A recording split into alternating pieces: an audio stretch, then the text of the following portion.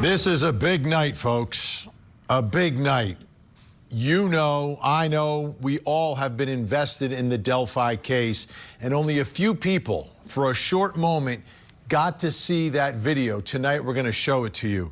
But let's begin with the way this whole case has gone from the beginning in the state of Indiana. Like, no transparency whatsoever. Like, basically, what you're looking at is the level of transparency that the state of Indiana had in this investigation, limiting what the public knew when the case was unsolved. And then when they said they did solve it, it was with information that they had right out of the box. So there were problems with the investigation and the communication in this case. And then when it came time for the court case, obviously, no cameras. We don't want you to see it. We don't want you to hear any of the evidence in this case. And since the case has been over, everything still has been sort of tied up with a bow. Most states, the trial's over, the defendant's been sentenced, you know, some of the evidence in the case becomes public. Not in this case. There's just been no transparency. And I think for Abby and Libby, they deserve better here, because the lack of transparency and the way the investigation was done, I think, slowed down the case and slowed down the ability to attempt to hold someone responsible. That's number one. Number two, there are still questions. And those questions all exist because nobody saw or heard the case.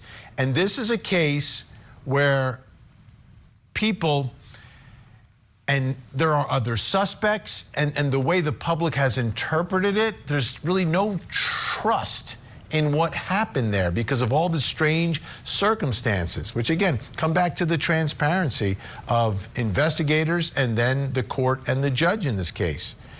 Now, Richard Allen was convicted.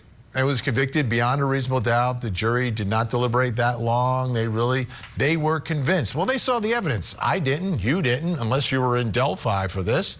So what does that mean? Like, why was he convicted? Well, one of the biggest pieces of evidence in all of this was the video of the bridge guy. And a little piece of that video had been made public while there was still a search for a killer, and they're looking for the public's help. Well, now the bridge guy video has been released, and we are going to see it. Now, it's 43 seconds long. You have to listen very closely. You have to watch very closely. So let's get to it, and let's play that video for you right now.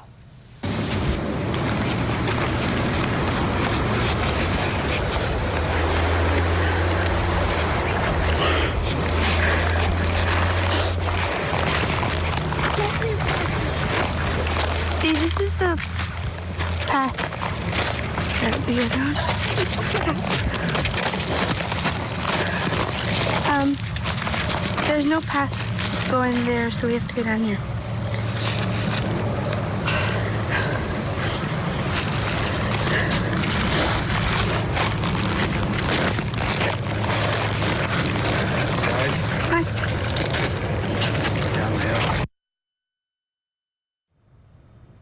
And that was it. You heard the downhill at the end. It was kind of faint in the background. I heard it. There were also some whispers by Abby and Libby, and it seemed that they were not necessarily scared, but maybe very aware of this man on the bridge, and probably a little concerned, but then they don't run away. They're looking for a path, and then he is there.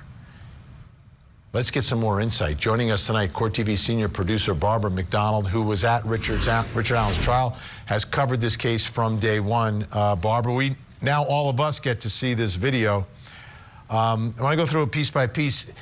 In the beginning, I hear a whisper, and it sounds like it could be coming from Abby. Did you hear a whisper? And if so, what did you hear in the beginning of that video? I've seen this video now maybe 10 times, and what I hear is Abby saying something to the effect of, is he still there? Is he right there?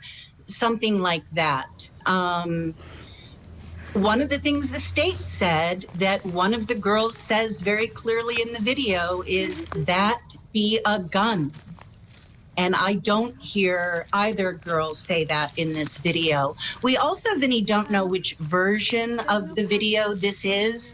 There was the original extracted version from Libby's phone, but then there were multiple versions that were enhanced. Some were stabilized. My understanding is initially the video might have been upside down. So we don't know if this is that original file. This was put out by the defense on a website that they're saying they're going to start putting this information out for transparency in this case. Richard Allen's appellate attorneys indicated today they are filing that appeal. They filed their notice. So this is likely all gearing up for that effort. And, you know, as I watched the video, I'm wondering why it wasn't released in total from the beginning. I don't understand why, other than they have the ability, I guess, to not release it.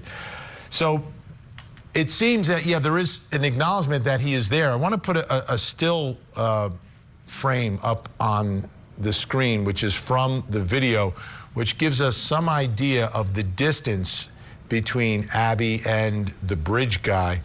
And when we take a look at that, I think we'll have a better idea of where everyone is. But it seems like they are relatively close to one another on that bridge. It's not.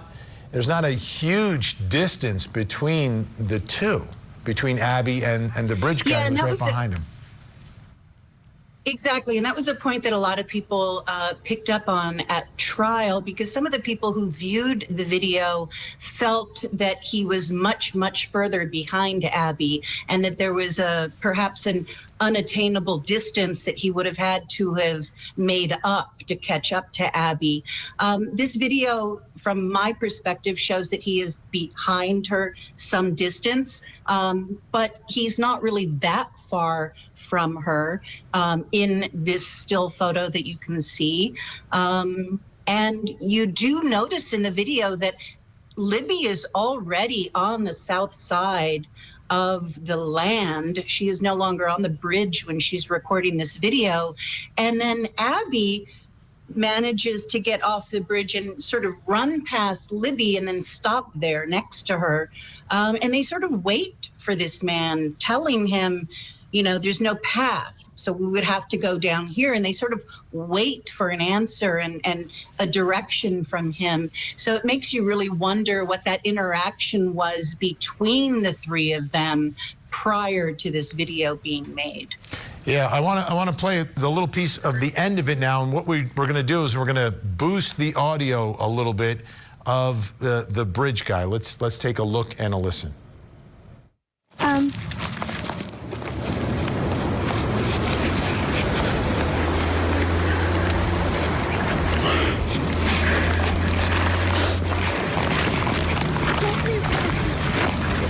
See, this is the path that we are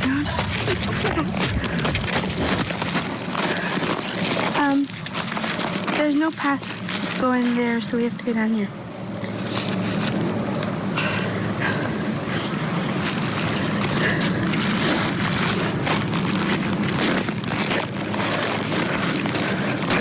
Hi.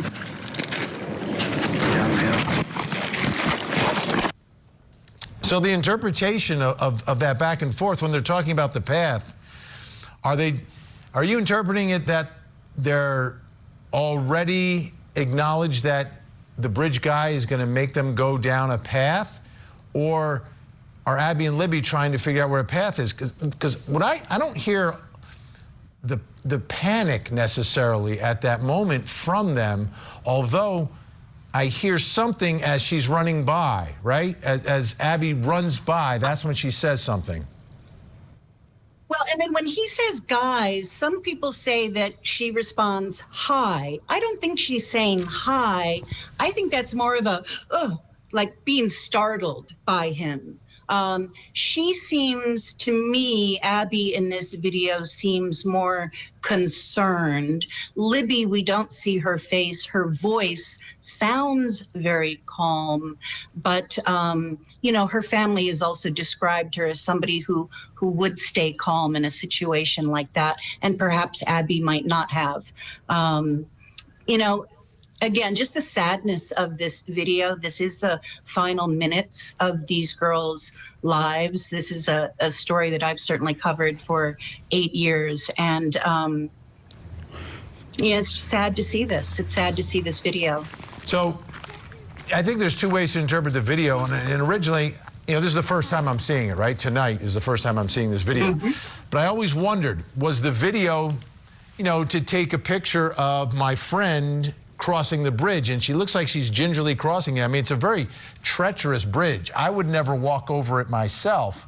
It's old, it's crickety, there's slats. You can see they redid it here, but when you look at the original bridge, I mean, that was not something that I would walk over myself. And I was wondering if the purpose of the video was to capture the moment of her, Abby, you know, crossing the bridge. And I was wondering if that's why they were separated, so one could take a picture of the other. But now I'm almost getting a different flavor for it, that maybe it was because of this man who was following them.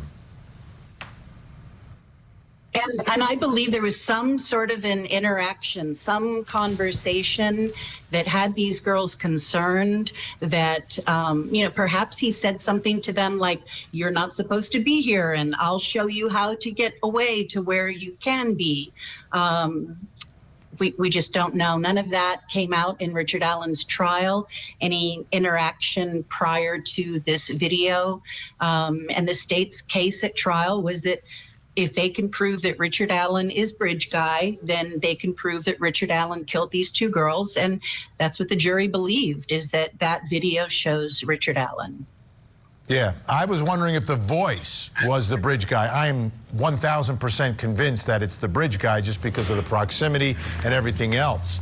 But now the question is, you know, if there's a successful appeal, what happens then? But just seeing this at least gives us some idea of what Abby and Libby confronted in that moment by the bridge.